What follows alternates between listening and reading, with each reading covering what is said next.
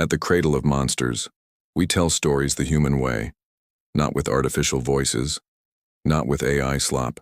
Real storytelling that makes you feel something a machine never could. My name is Rhea. Welcome back to the channel. If stories like this keep you up past your bedtime, hit like and subscribe before we start. It genuinely helps the channel more than you'd think. Alright, let's get into it. The moon of Vantir Hollow had no atmosphere left to speak of, only a thin skin of frozen argon that cracked like glass under every footstep. Ruined transport hulls lay half buried in silver dust, their frames stripped bare by centuries of solar wind, jutting from the ground like the ribs of something that had died mid-stride and been left to bleach under two dying suns. There was no wind here, not really, not anymore. Just the occasional shudder of the moon's crust settling, a low groan that carried for kilometers through rock too cold to hold sound any other way. Rhea Solis moved between the wrecks with the practiced silence of someone who had learned, the hard way, that noise out here was the last mistake you ever made. Her environment suit hissed faintly with each breath, the faceplate fogging at the edges despite the internal heaters straining against 40 below. A jagged scar ran from her jaw to her collarbone, a souvenir from a salvage run 3 years gone that had taught her caution wasn't optional, it was the whole job. Her left hand ended at the wrist in a matte black prosthetic, its fingertips embedded with sensor arrays that pulsed faint blue as she swept them low across the frost. "Come on," she muttered, voice raspy over her own comm static, more habit than communication. Talking to herself was the only company she'd had in a long while. "Give me something." She'd been chasing the anomaly for 2 days straight, sleeping in 2-hour stretches strapped into her crawler's cramped cockpit, living on paste rations and recycled water that tasted faintly of rust, a power signature that shouldn't exist, not on a moon this old, this dead, this thoroughly picked over by 3 generations of scavengers before her. Anything still holding a charge after this long, buried this deep, would be worth more than every hull she'd stripped this year combined. Maybe enough to finally buy passage off the rim, maybe enough to stop doing this at all. She allowed herself that thought for exactly as long as it took to dismiss it. Hope was a currency she'd learned to spend carefully.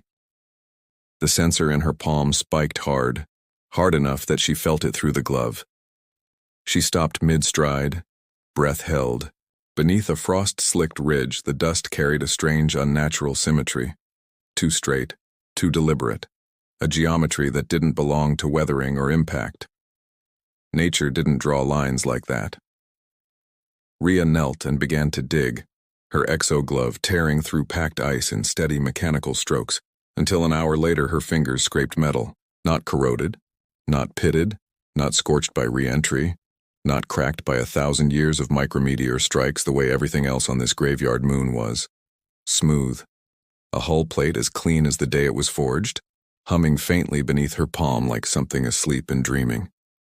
She sat back on her heels and just looked at it for a long moment. This was no wreck. This was a vault. It took another hour of careful excavation following the plate's edge, before she found the airlock seal buried deeper than the hull itself, half swallowed by a drift that had clearly built up over centuries, layer by patient layer. It resisted at first. Decades of ice fused into the seams, then gave way all at once with a groan that shook loose a small avalanche of frost. Stale air rolled out into the vacuum and vanished instantly, a ghost exhaling after 400 years of held breath. Rhea waited, watching her wrist display cycle through atmospheric readings until it confirmed a breathable pocket beyond the hatch. Then she dropped down into the dark, her boots striking a floor that hadn't felt weight in longer than her entire family line had existed. The corridor lit itself as she walked, not all at once, panel by panel, in a slow, cascading wave, like the ship itself was remembering, piece by piece, how to be awake. "Old girl," she whispered, running her human hand along a wall etched with characters she didn't recognize, geometric and layered in a way that made her eyes want to slide past them. "What are you hiding?" She found the answer 3 decks down, in a chamber built like a cathedral. Vaulted ceilings, banked control stations rising in tiers, everything scaled for a crew of hundreds, rather than the handful of corridors she'd passed through to get here. The lights came up all at once this time, flooding the space in cold white, and a voice, smooth, layered, ancient, speaking not through any speaker she could see but seemingly from inside her own skull, broke the silence. Command signature verified. Welcome back, Warden Iyari. 412 years since last contact. Rhea's blood went cold. Every scavenger instinct she owned screamed at her to run, and for a moment her boots actually took a step back before her mind caught up. "That's not my name," she said aloud, more to steady herself than because she expected an answer. The ship didn't seem to register the correction. Somewhere behind a bulkhead she hadn't even noticed, something unlatched. A slow mechanical sigh, followed by footsteps. Not hers, not an echo. Real and closing, a figure stepped from the shadows between two control tiers, moving with a stillness that felt less like calm and more like a held breath drawn out over seconds. Her skin held the deep violet of dusk, patterned with faint luminous lines that pulsed gently in time with what Rhea assumed was her heartbeat.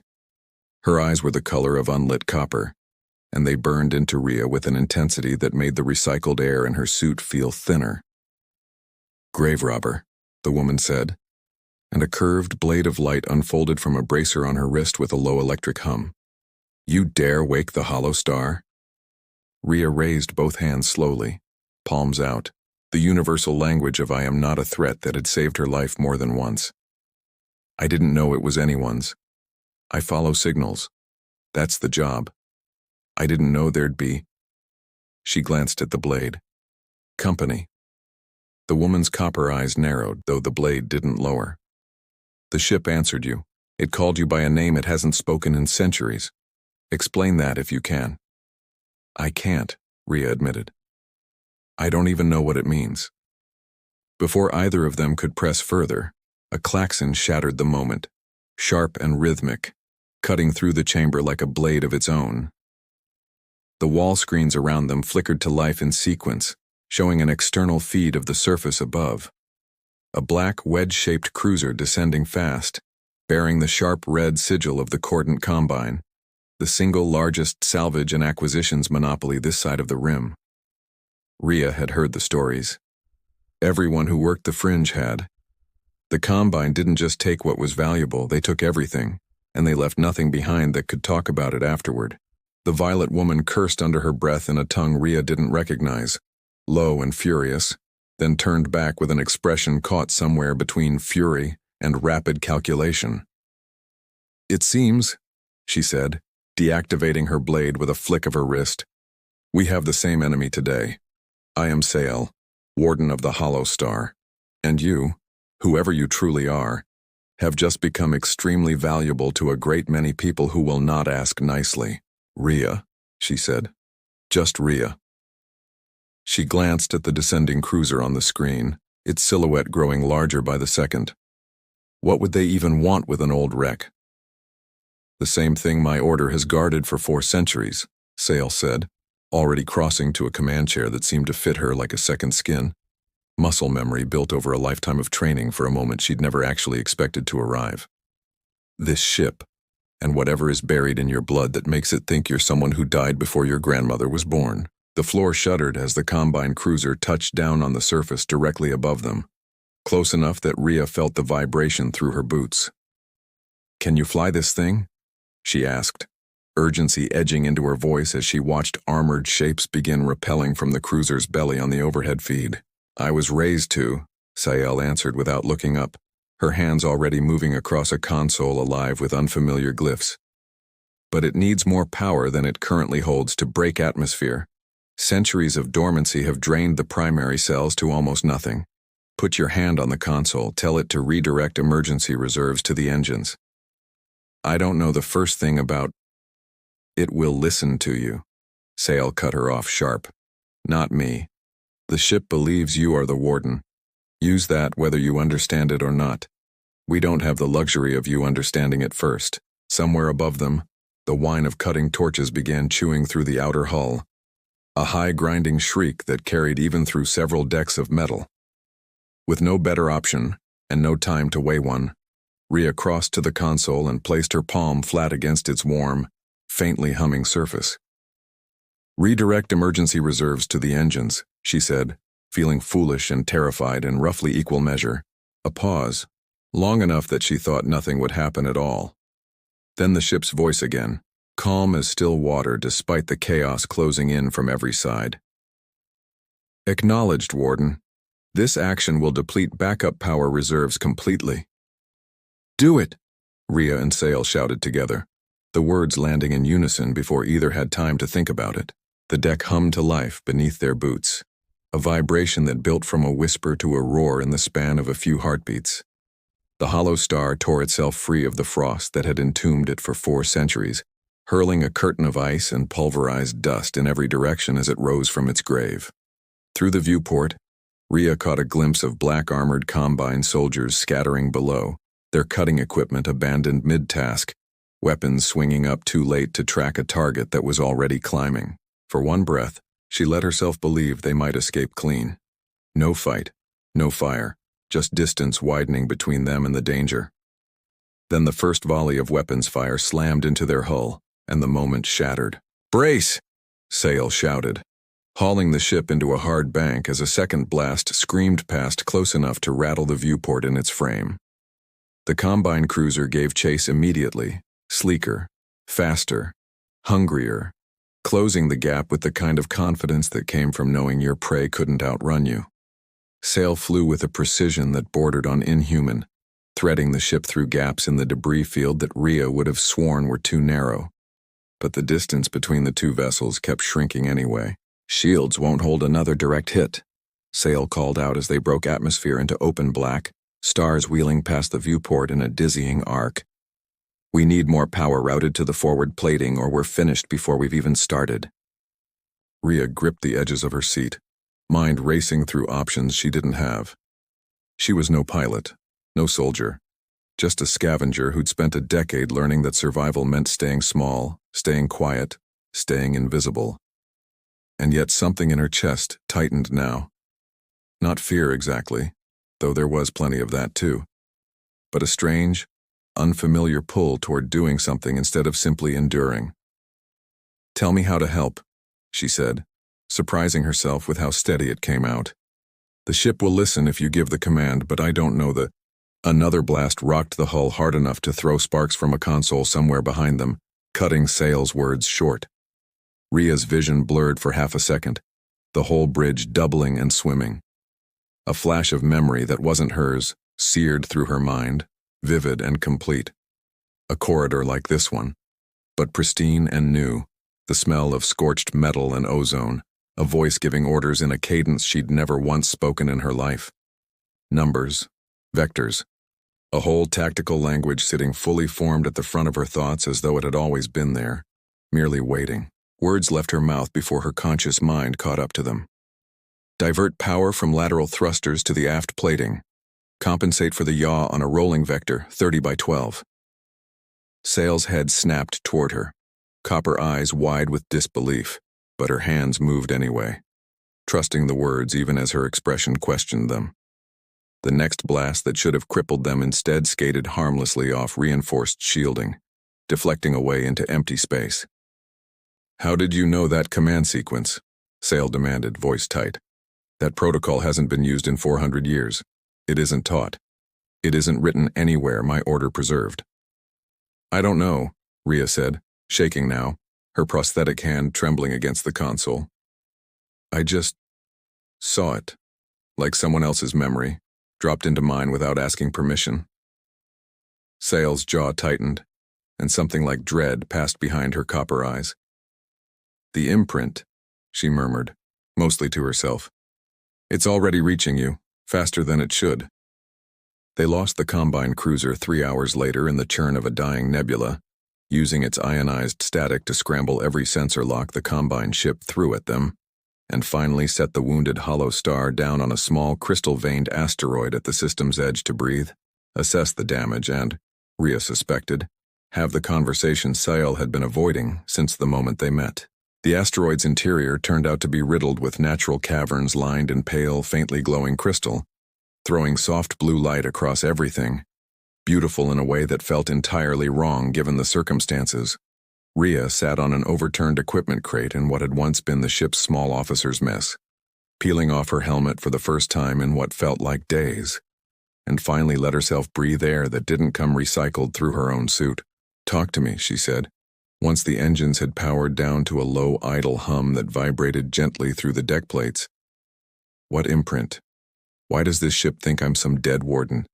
And why is the single most powerful company in known space suddenly trying to kill me over a scrapyard wreck?"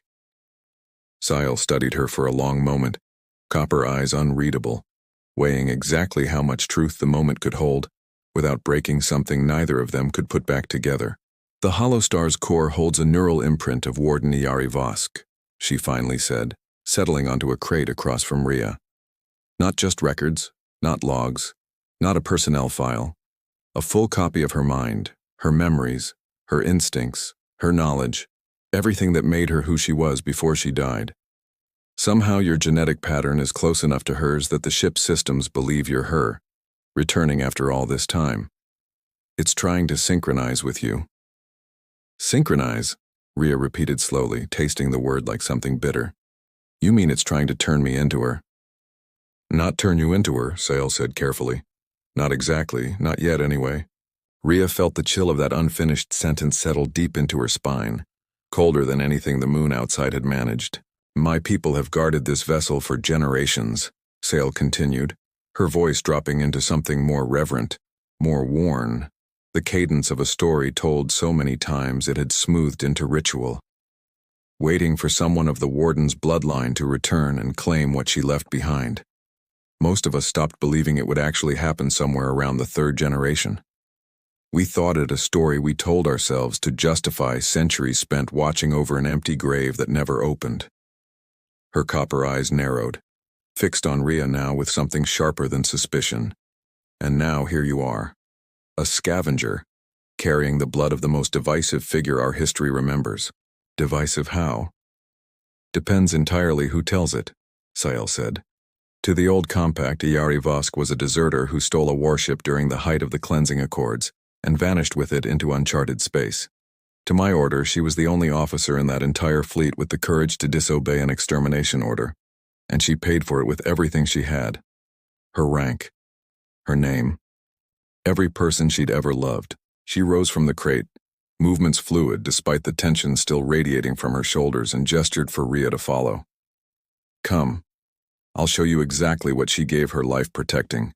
It will explain more than I ever could with words alone." They walked corridors that seemed to knit themselves back together as they passed, small automated repair drones swarming over old wounds in the hull, sparks flying briefly before smoothing into seamless metal, until they reached a vast sealed door spanning the full height and width of the passage, its surface etched with the same geometric characters Rhea had noticed earlier, more densely clustered here than anywhere else she'd seen. Sale pressed her palm to a scanner set into the wall beside it. Blue light swept slowly across her hand. "Guardian genetic verification confirmed. Secondary verification required for full access." Sale looked at Rhea expectantly, an unspoken question in her copper eyes. Hesitant, Rhea placed her own palm against the scanner. The same light washed over her skin, analyzed, paused a beat longer than it had for Sael, and then turned from blue to green. "Iari Vosk verified. Welcome to the sanctuary." The massive door split open with a hydraulic sigh that echoed down the corridor behind them, revealing a chamber so vast that Rhea's first instinct was to check the readout on her own suit sensors, certain the scale had to be some kind of error. Row upon row of cylindrical stasis pods stretched into the dark farther than her eyes could follow, each one holding a sleeping figure suspended in pale, luminous fluid, softly lit from within. She moved closer to the nearest pod, peering through its transparent panel, and found herself looking at a face that belonged to no species she'd ever encountered. Not human, not close to it, and yet unmistakably someone, a mind, a life, held in careful suspension. "What is this?" she whispered, though some part of her already suspected the answer before Sael spoke it. "This," Sael said quietly, her voice carrying the weight of something rehearsed 1,000 times and yet never once said lightly, "is why Iari Vosk was called a traitor by everyone who mattered, and a savior by everyone who didn't. Nearly 8,000 souls drawn from 41 distinct species, the last of their kind.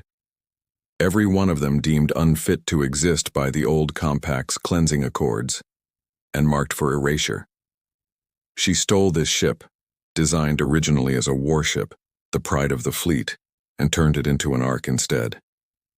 Rhea moved slowly between the rows, the weight of the revelation pressing down on her chest like something with actual physical mass. No wonder the Combine wanted this ship badly enough to chase it across 3 systems.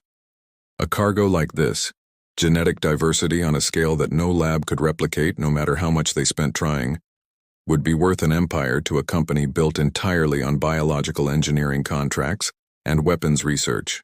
And what would they do with them if they got their hands on this, she asked, though dread already told her the shape of the answer.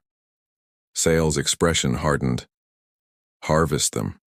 Their biology, their adaptations, everything that makes each of them different, turned into weapons, into engineered soldiers, into whatever abomination their research divisions can imagine and their contracts allow.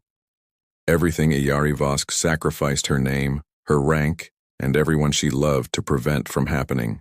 As she spoke, another flicker of borrowed memory surfaced behind Rhea's eyes, sharper and more painful than the last. A council chamber somewhere far in the past. Angry voices raised, her own voice arguing passionately against something called the cleansing accords while the faces around the table turned cold, dismissive, already deciding her fate before she'd finished speaking. Rhea staggered, catching herself against the cool surface of a nearby pod. "I'm seeing more of it," she gasped. "Her memories." The council turned on her before she ever took the ship. She knew it was coming. Sale moved to her side at once, her earlier hostility long since dissolved into something closer to genuine concern. "The synchronization is progressing faster than it should. We need to be careful. Too much too quickly could damage your mind beyond repair, no matter how strong you are." They stayed anchored to the asteroid for 3 days, using the time to patch what damage they could and take honest stock of the Hollow Star's remaining resources, which turned out to be alarmingly thin after 4 centuries of dormancy. Rhea used the time to learn what she could about Sale and the order she came from, how the Guardians had descended from a handful of the Warden's most loyal crew, the ones who'd chosen to remain behind when she finally hid the ship rather than run with her, swearing to protect it until she returned, or until someone worthy of carrying her legacy finally appeared. "They waited 400 years for a woman who died centuries before any of us were born," Rhea said one evening, sharing a meal of reconstituted rations with Sael in the officers' mess, the crystal light outside the viewport casting everything in soft blue. "They waited for hope," Sael corrected, gently but firmly. The Warden represented the belief that someone would stand against extinction, against the idea that any life could simply be declared expendable and erased without consequence. Her copper eyes studied Rhea with an intensity that made her want to look away. "Now that hope rests with you, whether you asked for it or not." Rhea had no answer for that, and the silence between them stretched long enough that neither felt any particular need to fill it. It was on the 3rd day, while methodically shutting down non-essential systems to conserve what little power remained, that Rhea felt an inexplicable pull toward a sealed door tucked into the engineering section, one that hadn't appeared on any schematic Sale had studied across her entire lifetime of training. "What's in there?" Rhea asked, pointing. Sale frowned, genuinely puzzled. "I don't know. That section isn't documented anywhere in what my order preserved." Curious despite the warning bells already ringing somewhere in the back of her mind, Rhea placed her hand against the access panel beside the door. It scanned her palm without hesitation. The door slid open with a soft, pneumatic hiss, revealing a small circular chamber dominated by a single piece of technology. A chair-like apparatus surrounded by machinery, far more refined than anything else aboard the ship, as though it had been built later, by hands that had learned something the rest of the vessel hadn't yet known. "What is this?" Sael whispered, stepping in cautiously behind her. "A way for her to cheat death," Sael said, voice edged with wariness. "To simply take over your body outright." "No," Rhea said, shaking her head slowly. "Not exactly. The process was meant to be symbiotic. A true fusion, not an erasure. She knew her knowledge, her experience would eventually be needed by whoever found this ship. But she didn't want to erase them to get it. She wanted a partnership. A convenient interpretation, Sile said, skeptical. How can you possibly know that's true and not simply what she told herself to make the idea bearable? Rhea didn't have an answer for that either. The truth was she couldn't be certain. The memories she carried were subjective by their very nature, colored entirely by the warden's own justifications and regrets. But there wasn't time to untangle that now. The alarm tore through the ship without warning, sharp enough that both of them flinched. Warning. Combined pursuit vessels reacquired. Weapons range in 6 minutes. They tracked us through the nebula, Sile hissed, already sprinting for the bridge. That should have been impossible after everything we did to scramble their locks. Rhea's mind raced through the ship's own layered memory as she ran alongside her, and the knowledge answered instantly, unbidden but certain. A tracer, she said between breaths. Standard containment protocol from the Cleansing Accords era. It would have survived the jump embedded somewhere in the hull itself. We never had a chance of losing them clean. They reached the bridge as the sensor display filled with new contacts.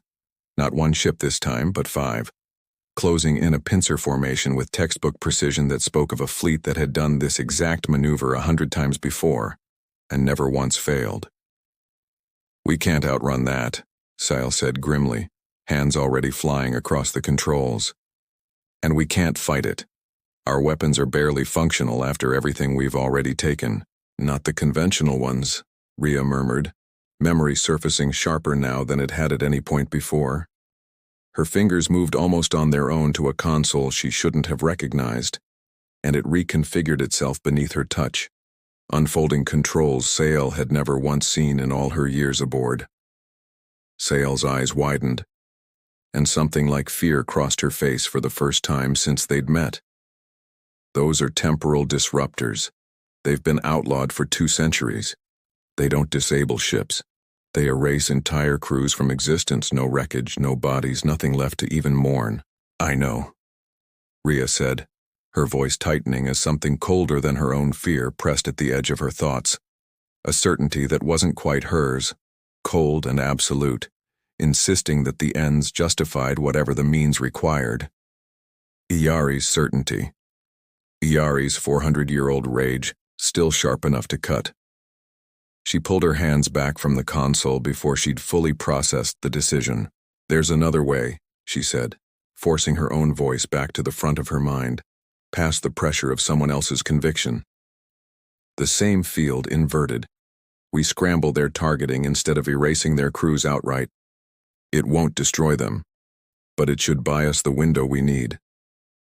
Relief broke across Sale's face, visible enough that Rhea felt it land somewhere in her own chest too. That might actually work. They moved fast, recalibrating the weapon together into something closer to mercy than to slaughter. Hands overlapping on the same controls as the countdown ticked past 4 minutes, then 3. When the Combine ships finally opened fire, the disruptor answered, not with an explosion but with a rippling distortion that bent light and static across the space between the vessels. The Combine formation fell instantly into disarray, their sensors unable to compensate for an anomaly that shouldn't have existed according to any physics their targeting systems understood. Now, full power to engines, Rhea shouted, and Sale drove the wounded Hollow Star free of the chaos, vanishing into the dark before the Combine fleet had any chance to regain its bearings. They made a dozen blind jumps over the days that followed, putting as much distance as possible between themselves and anyone still hunting, pushing the ship's failing systems past every sane limit. And with each jump, Rhea felt the line between herself and the Warden growing steadily thinner, not overwhelming, not yet, but present, insistent. A second voice always waiting just beneath her own thoughts, offering answers to questions she hadn't finished asking. It was Sale, watching her grow quieter and more distant by the day, who finally led her back to the sealed chamber deep in the ship's spine, standing in the doorway of the loom with an expression Rhea couldn't quite read. You're considering it, Sale said. Not a question. An observation quiet and heavy. I don't think I have a choice anymore, Rhea admitted. Not really. The refugees need someone who can navigate everything this ship still hides from us. Half its systems, half its knowledge, is locked behind a mind I only have partial access to. I can't protect 8,000 people with half a map. There's always a choice, Sile said softly. That's what separates us from machines, from programming. The ability to choose a different path than the one laid out in front of us. Maybe, Rhea said. But if I don't try, I don't know if I can keep them safe at all. And I've spent my entire life keeping only myself safe. I think it's time I learned to do it for more than one person. The alarms screamed again before Sael could answer, sharper and more urgent than before. Full Combine battle group inbound. Weapons range, 4 minutes. Rhea didn't hesitate this time. She crossed the chamber, sat in the chair that fit her far too well for something built for someone else entirely, and placed her hands against its interface. Are you sure? Sael asked from the doorway, her voice tight. No, Rhea said honestly. But I'm sure about what happens if I don't try at all. She drew a breath, steadying herself. Hollow star. Initiate the loom. Warning. Full integration carries significant risk to host consciousness. Proceed? Proceed. The chamber dimmed around her. Energy poured through the apparatus in a slow building wave, and then the flood came. Not fragments this time, not stolen glimpses, but the whole of Iyari Vosk pressing into her all at once. Her guilt, her fury, 400 years of buried grief, fighting for the same narrow space Rhea had spent her entire life defending alone against everyone and everything. In the mental battlefield that followed, Rhea finally saw the Warden clearly. Not as myth, not as monster, but as a woman broken by an impossible choice, sustained for centuries only by the belief that her cause had been just, that the price had been worth paying. And the Warden in turn saw Rhea just as clearly, the scavenger who had learned early and hard that trust was a luxury she couldn't afford, who kept moving because stopping had always, eventually, meant dying. They betrayed everything I stood for, the Warden's presence said, her voice edged in centuries of unspent rage that hadn't dulled a single degree with time. Now finally we have the power to make them pay for it. Your enemies have been dust for 400 years, Rhea answered, holding her ground as the shared mindscape cracked and reformed violently around them, walls splitting and reassembling like something alive. The institution that betrayed you remains. Its name changed. Its cruelty didn't. The Warden pressed, her fury sharpening. Then we answer that, Rhea said, steady despite everything. But not with vengeance. With exactly what you actually built this ship to protect in the first place. Not a weapon aimed at the past. A future for the people who are still sleeping and trusting us to give them one. The fury didn't vanish all at once. It took long minutes, measured only by the ragged sound of Rhea's own breathing somewhere outside this shared, impossible space. But slowly, beat by beat, the rage softened into grief, and the grief, eventually, into something that almost resembled peace. Then finish it, the Warden said at last, her presence beginning to dissolve into mist at the edges. Give them the future I never managed to give them myself. We will, Rhea promised. I promise you, we will. When she opened her eyes, Sael was there, one steady hand on her shoulder, copper eyes searching her face for some sign of who had actually returned. Farewell, Warden, the ship said, its voice somehow gentler than Rhea had ever heard it. A pause, longer than any that had come before. Hello, Captain Rhea. Outside the viewport, the Combine fleet closed in fast, weapons already charging, and vanished from every sensor a heartbeat later as Rhea guided the ship's last hidden system online, bending probability itself just enough to slip into a version of space where their pursuers simply, quietly, weren't. Below them, a new world turned slowly in the dark, blue-green and untouched by anything the old Compact or the Combine had ever reached, waiting. What now, Captain? Sael asked quietly, the title still unfamiliar on her tongue but no longer wrong. Rhea looked out at the thousands of sleeping souls resting in the hold below, at the world waiting patiently to receive them. and felt the last of someone else's 400-year rage finally settle into something she could, for the first time, genuinely call her own kind of peace.